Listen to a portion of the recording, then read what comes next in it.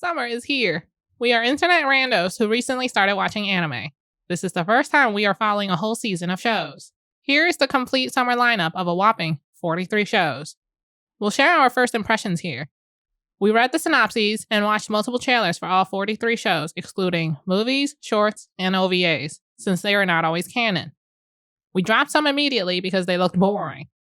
Once we narrowed the list to 17 shows that piqued our interest, we watched 1 to 2 episodes of each to determine if we'll continue watching. Here is the first of 17.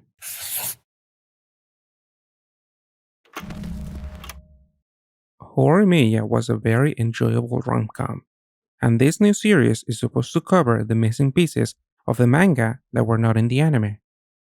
Even though I really liked the anime, after watching episode 1, I worry about future episodes. Sure, the previous anime series' quick pace and jumps might be subtle and not distracting, but at least there was chronological storytelling. If this series fills out a missing piece here and there, then it might be confusing and hard to remember what events have happened so far. Maybe if you just want to see characters that you know and love interact, then this is something you can ignore. Unfortunately, for me, the thought of where in the anime these events have happened will bother me throughout the season. It is very soon to tell how the rest of the episodes will go, but the first one seemed to be hyper-focused on Miyamura's tattoos. Half the episode happened during a school trip where Miyamura does not want to go into the public bath at the hotel, and the other half happens at school where he tries to get out of his one required swimming class. There is an indication of a time jump as the school trip is pre-haircut and the school part is post-haircut. I'm not a big fan of this. I understand manga readers or big fans of the anime are happy with new stories being covered, but the lack of chronological order turns me off. This is one reason why I could only watch one episode of the new Ranking of Kings OVA series, which has the same idea as Horimiya Piece, to show some untold parts of the manga. I do plan to watch this series sometime soon, since I did hear that some of the episodes are actually pretty good and show great character interactions and backstories. Maybe that's what I'll do with Horimiya Piece. Wait for the reception, and if it is generally considered to add something of value to the characters or relationships, then I'll give it a chance and finish this series. My Tiny Senpai is a straightforward, fluffy rom-com that takes place in an open office of a media company that features cats and cat-like behavior. The company's mascot is a cat. The employees imitate cat sounds and have cat-like reflexes. Meow. All of this adds to the charm of the show. The not-so-cute charm is the potential workplace harassment aspect, because any usual rom-com tropes now take place in a corporate setting. これは部下への押し付け。いわばパワハラですから。世界一受けたいパワハラ This behavior is unacceptable in a real workplace. The back rubs, the innuendos, the manager following his subordinates and him pressuring them to get together. But the tone is not overly gratuitous. Half of the misconduct is only happening inside Shinozaki's head, and the other half is plot device to advance the romance and provide humor. If this show happened in real life, there should be consequences. But this is a lighthearted rom-com that I will continue to watch while suspending my disbelief. This is the second season to one of the biggest isekais. I have heard praise and warnings which piqued my interest. After binging the series in 2 days, I had a lot to unpack. The MC Rudius is a pervy mid-30s jobless shut-in who died and reincarnated into another world. Simply put, the warnings involve him retaining his memories and mentality when he sexualizes a girl. This is played off as a joke, but comes off as unsettling. As season 1 progressed, the show had less of this ecchi comedy, and Rudius goes through a little bit of character development as he's stranded from his family and must face complex situations like racism, capital punishment, and child trafficking. Season 2 starts after his first heartbreak, and his newfound purpose to finally find his mother. It was almost shocking that there was no ecchi until he pulled out strands of his ex's hair and what he calls his sacred relic, a pair of his former teacher's underwear. Hopefully, Season 2 focuses more on his adventures in the dark underbelly of this new world, heartfelt reunions with his lost family, and more character development of this jobless shut-in.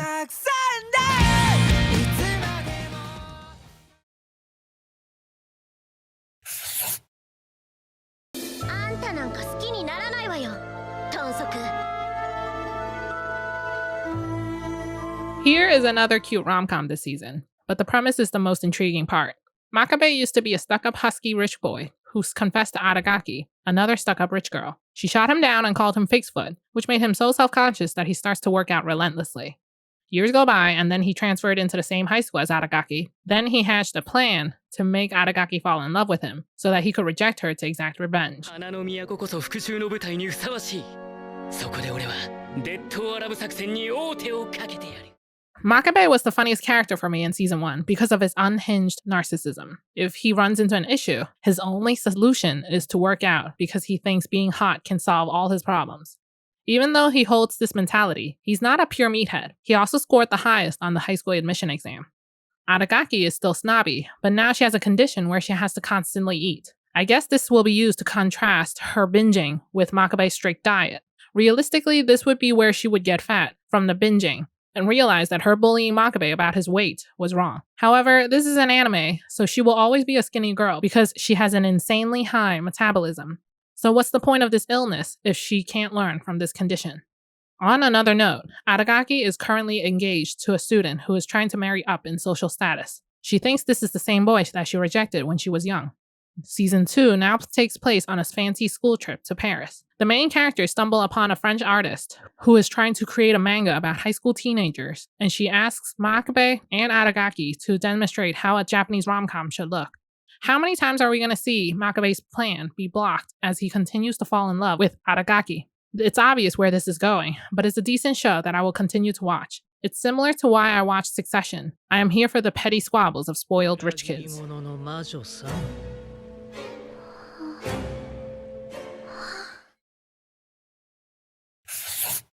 This show makes me feel like I've been turned into a bug, placed inside a cartoon version of Google Maps, and cursed to watch people from the most awkward angle possible.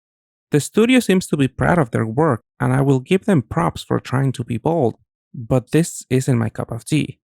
Maybe if the color palette were to be more vibrant, and maybe if the character design were to be simpler, and maybe if they didn't use as much bad CGI, but this is a lot to ask for. Gohan seems to be really proud of this style, as it is noticeable in their other works. Most famously, I've heard of Handshakers, where I guess the camera angles and crazy movements might work, but there was not any crazy action in this slice-of-life rom-com that warrants these dramatic angles. Most discussion I've seen regarding this show is about the animation. But putting that aside, the story itself seems like a typical rom-com with an overly anxious male lead and an aloof female lead. Not much originality there. I am sure that most people drop the show due to the animation, but I'll give this show another episode and see if the character dynamics are engaging enough to continue watching. Also, it's fun to laugh at the camera work and CGI. Oh boy, that is an interesting premise. This is one of those long-name isekais that I reflexively try to avoid, since they are mostly boring garbage, and not the good kind of garbage like Kamikatsu. But to be fair, the first episode was not that bad. The main character's origin story was funny. He died trying to save a falling vending machine in his previous life, and then he ended up in your traditional isekai fantasy world with monsters, magic, and dungeons. But instead of being reincarnated with nearly omnipotent power as it is tradition, he ended up as a vending machine.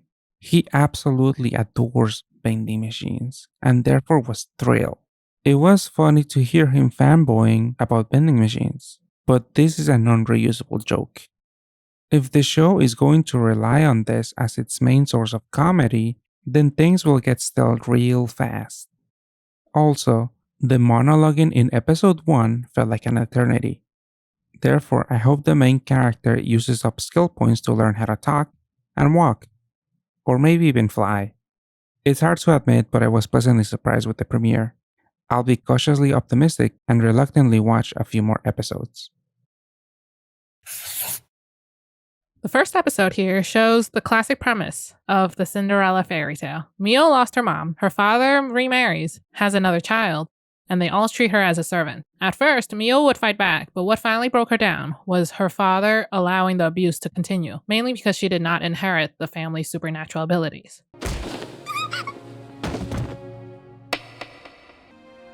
こんなものまだ持っていたのね。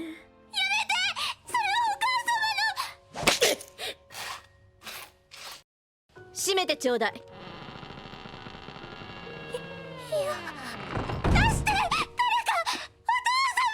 Once the Cinderella premise is established, My Happy Marriage begins to show how it will differentiate itself. First, Mio never eats except for 2 rice balls that a servant packed for her when she was sent off to her fiance's home. A younger Mio had fuller cheeks, but we can assume that older Mio became so skinny after years of possible malnourishment. Second, Mio treasures a broken comb as it is the last remaining memento of her mother that she was able to save, showing signs of possible mental trauma. The latest and biggest blow to Mio happens when her only friend is arranged to marry her stepsister, and Mio instead is sent off to marry a man rumored to be cold and cruel, unlike Cinderella's Prince Charming. Based on the opening and ending, Mio hopefully will be finding a happier life. One more vibrant and beautiful, just like the colors of the world outside her old abusive home. This series promises to solve mysteries across Europe while the main character looks for her own body. She's accompanied by a half-human, half-demon man and her loyal maid, though I'm sure the maid wishes to be more than that. Hopefully the show manages to keep the mysteries engaging enough throughout the season. The first overarching mystery, which connects all our main characters, seems simple but maybe a bit cliché if this goes where I think it might go. For one, we are told that the main character was decapitated by a half-human, half-demon on the orders of his boss. Let's call him Mr. M. Then, we are told that the male lead was turned into what he is today by the same Mr. M. If it comes out later that maybe he was the underling that decapitated the female lead, and now he has amnesia or was hypnotized or something, then I'll be sorely disappointed. The animation looks really good, and I am already a fan of the main trio. The world building is great so far. Having both Japanese yokais and European monsters in one anime sounds very promising, and therefore I have high hopes. I expect great action, along with an intriguing plot. Episode 1 remained in Japan, but the show synopsis promises werewolves, vampires, golems, and other supernatural creatures as our main trio make their way around Europe in search for the mysterious Mr. M. Honestly, I thought that this wouldn't be this great.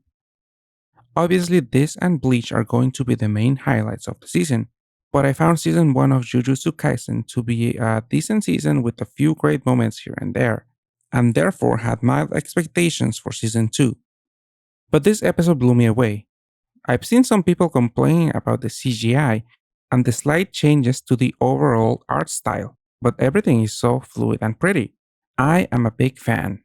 From start to finish, this episode was more engaging than most of the episodes in season 1. From the various character interactions to the haunted house straight out of Corpse Party, which I have honestly never played, but immediately thought of during this scene, to the music, everything was entertaining and interesting.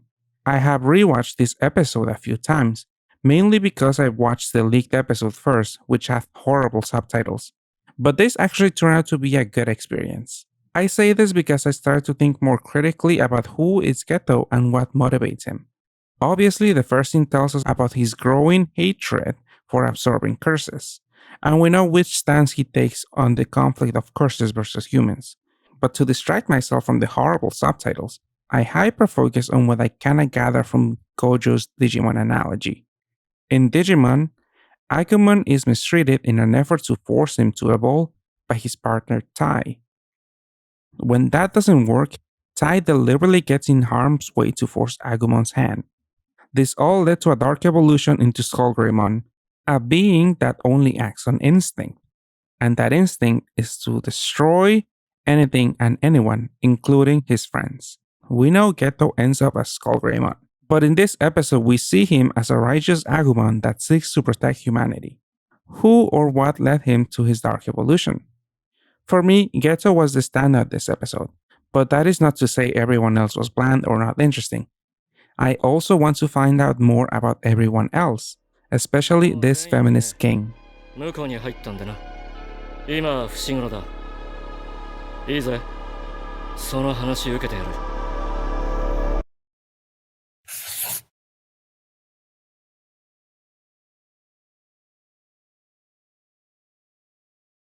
This is a remake of the classic action series. The songs are catchy, especially the opening's chorus. The ending was okay. It could have sounded more funky knowing the artist's previous work. The fight animations looked really nice. Kenshin uses his sword backwards and speed to instantly send people flying. The first episode ended on an inside joke regarding Kenshin's age. He looks young, but probably isn't since his reputation is known far and wide, and he speaks in a peculiar way, reaffirming every line he says after he says it, that he does. How will the rest of the crew look? I don't know which arcs this remake will cover, but will they cram 95 episodes of the 1996 show into 24 episodes?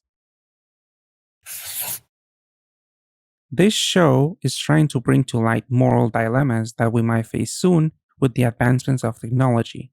But honestly, I feel like this anime falls flat on its face and I am unable to take it seriously. Mainly because all the conflict presented with technology feels forced and unnecessary. I'll focus a little bit on the main conflict shown in episode 1.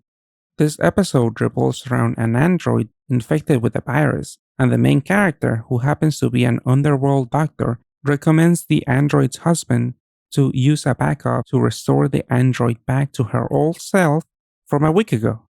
But at the last minute, the android changes her mind because she will forget everything that has happened over the last week.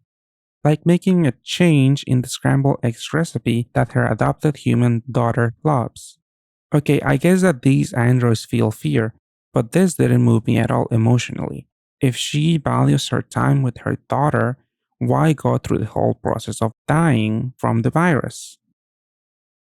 Why waste precious time being slowly afflicted by the virus, which will eventually kill you? This is time her human daughter will never get back. After all, she chose to die slowly for her daughter's sake. Because after she dies from the virus, after sticking to her guns, she simply goes back to normal. In the end, this was just a week of memories that she lost. At the end of the day, I felt like the conflict was poorly constructed. There are other things that I didn't like about the show, but this was the main issue that stuck to me. I mainly chose the show because the premise looked interesting. But honestly, the first episode was not engaging at all. I won't be watching this anymore. Here is your typical Japanese salary woman. She wakes up early and commutes via train, works in an open office, has hectic days when she has to work late, and then unwinds at home with a delicious meal and a cold beer, served by her... Is that a giant cat? She picked up a wounded kitten one day, and it grew up to be this two-legged servant. This cat sleeps next to her. He wakes up early to cook. He watches cooking channels to learn recipes. He loves what he does, so when she cannot come home for dinner, he calls her workplace to express his utter disappointment. This show is a wacky slice of life with sublime CGI.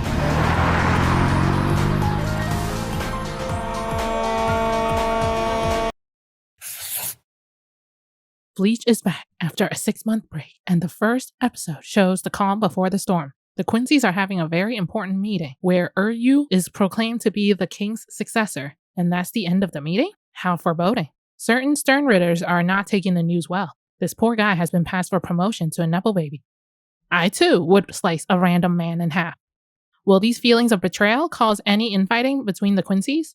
Will their plans for conquest be affected by this bad blood? Next, we have Ichigo training with his 2 swords in the Soul Palace. Rukia and Renji have heard news of Byakuya's recovery from his near-death experience. Soul Society is bracing for another battle. Shinji calls for help from his old visor buddies. The new Captain Commander gives an ominous warning to Ichigo's friends that he might gain mysterious powers and won't be able to return to the human world. Orihime wants the moment of peace to be prolonged. Little does she know that this was the moment right before the storm. The Quincy's have invaded for the second time. The Quincy King recites his cool prophecy yet again.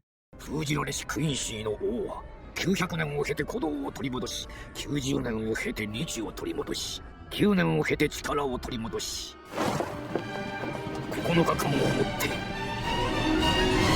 世界を取り戻す。 This was not the most exciting premiere of the season, but I recognize the purpose of this setup episode. They have to tease all the upcoming battles. All will be forgiven once the action starts in the following episode. Some 100 is the underdog of the season, though I don't think it can be called that since there has been so much hype about this show already.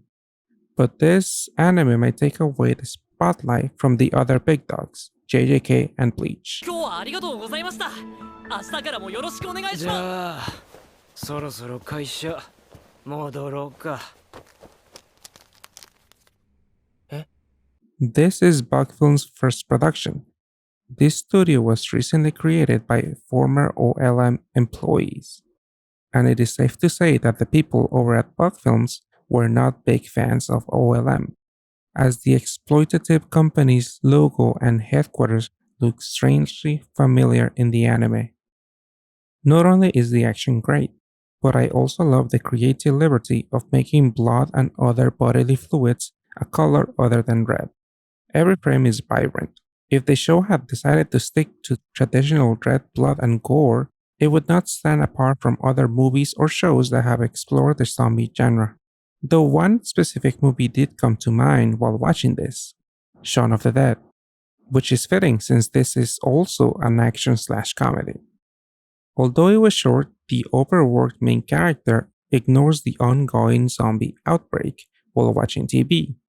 Shaun of the Dead has a scene just like it, as an increasing number of reports of serious attacks on people who are literally being eaten alive. Like I said, this was very short in the anime. I kinda feel like this would have been a great bit to expand on. But I understand why the studio might want to speed things along and establish its world and its setting. The show, after all, will follow the MC as he checks off things off his bucket list in a post-apocalyptic world, and I for one hope that Some 100 keeps its energy and momentum going.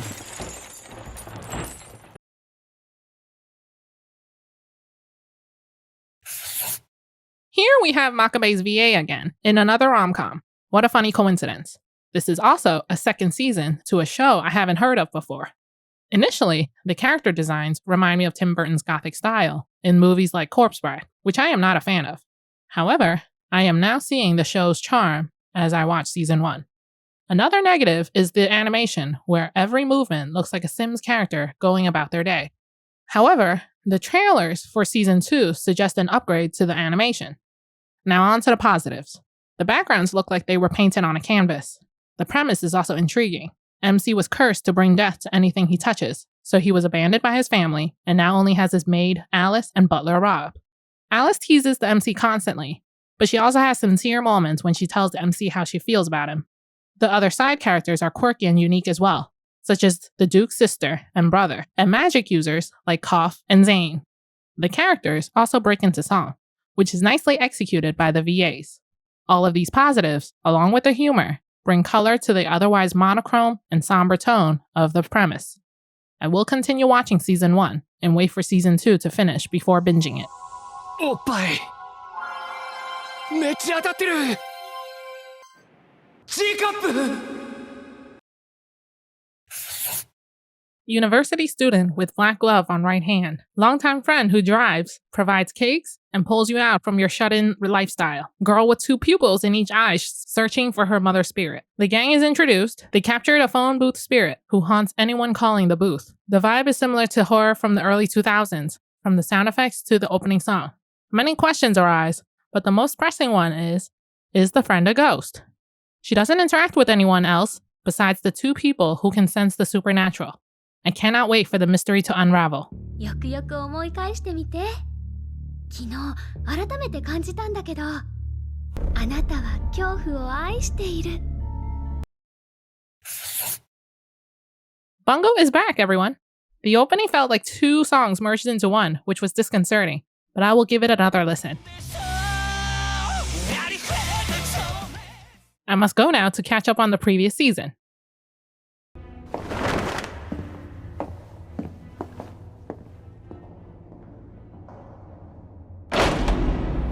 Ah, 意味わかんない。今日も朝一から本部長とミーティングなのに資料がまだできてなくて。 Thank you for watching. If you feel like we didn't give an anime a chance this season, please let us know this hidden gem. Or maybe it's some good garbage. Since they piqued our interest, we are also planning on watching these. We would also appreciate any criticism you have, as this is our first video. We'll try to improve, and hopefully we'll soon have a video about our favorite spring anime.